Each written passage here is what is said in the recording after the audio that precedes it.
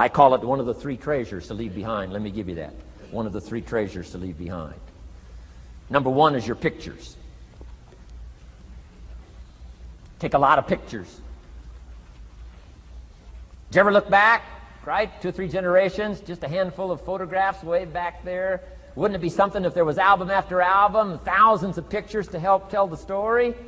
A picture's worth 1,000 words. Don't be lazy in capturing the event. How long does it take to capture the event? A fraction of a second. How long does it take to miss the event?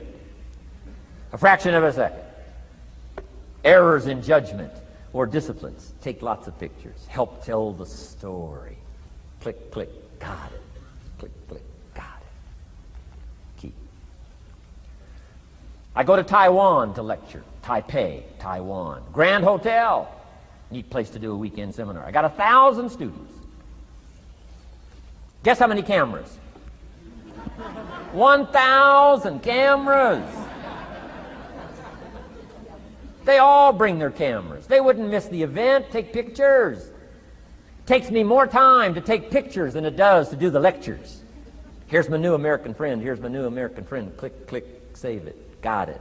1,000 words, each one. What a scenario. Don't miss the pictures. When you're gone, one of the things to leave behind, the treasure in picture as well as in words. Key. Next, your library. The library that you gathered, that taught you, that instructed you, that helped you to defend your ideals, that helped you to develop a philosophy, that helped you to become wealthy and powerful and healthy and sophisticated and unique. The library that helped you conquer some disease, the library that helped you to conquer poverty, the library that caused you to walk away from the ghetto, the library, the books that instructed you, fed your mind and fed your soul. Leave your library behind. One of the greatest gifts you can leave behind is your library. Stepping stones out of the darkness into the light. Your library. So leave your books behind. Your books will be more valuable than your couch. Your books, your books, your books. And third is your journals. The ideas that you picked up. The notes you took at seminars like this. Wherever you found an occasion to gather something valuable and put it in here so you could go back over it and go back over it. Repetition is the mother of skill. Read it one more time. Learn it one more time. See if you can digest it one more time. Let it coach you one more time. Let it teach you one more time. Let it inspire you one more time. Words are inspirational. The lyrics of a song. And not just read it once. That's why we put our stuff on cassettes so you can go through it again and again and again. If you hear a beautiful song that does something to you, you don't say, well, that's enough. Don't need to hear that again. No. Wouldn't you want to hear it again, hear it again, hear it again? Let it instruct you. Let it feed you. Let it teach you. Take you on wings of emotional journeys. Wouldn't you want to do that again? The answer is yes. That's what's so important. And here's what's important. One of the things to leave behind, that's your journals. All the stuff you took the meticulous time to gather. One of the greatest proofs that you're a serious student. Taking pictures, that's pretty easy. Buying a book at a bookstore, that's pretty easy. Here's one that's a little more challenging. Be student enough of your own life and your own future and your own destiny. Be student enough to take the time to keep the notes and keep the journal. You'll be so glad you did. What a treasure to leave behind when you go. Your journals. Wow. I wouldn't be without mine now. I'm in Carmel, California, one of my favorite places. It's where I wrote my first book called Seasons of Life.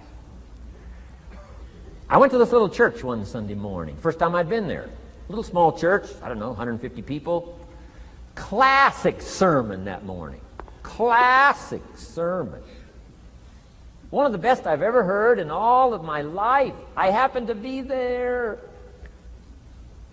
And I had my journal. While this sermon is going on, I can't believe it was so precise, it was so unique, it was so powerful. And I've got my journal, and I'm taking notes. Taking notes of this classic sermon. Guess how many other people were taking notes? Approximately, guess. How many do you suppose? It looked like, best as I could tell, I'm the only one taking notes of this classic sermon.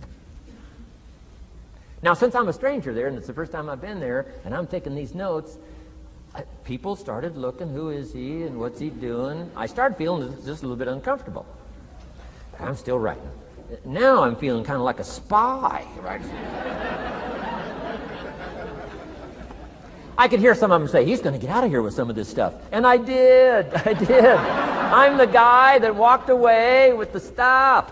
I'm asking you to be no less sincere and be no less committed to the advancement of your philosophy, the set of the sail. Talk about have your best year ever this year, and then get ready for next year, your very best year ever, and they'll start being the best year after year. If you'll commit yourself to some of this simple stuff called personal development, start with a walk around the block. Start with the refinement of your philosophy. Start with the teaching of your own fabulous mind, where all the answers are. I can only give you a few answers from my own experience. The rest of all the magical answers are within the confines of your own mind, but it takes the books, takes the cassettes, takes the videos, personal conversation, sermons, lyrics from songs, dialogue from the movie. Let your heart be stirred by words. Find ways to capture. Part of your personal development quest.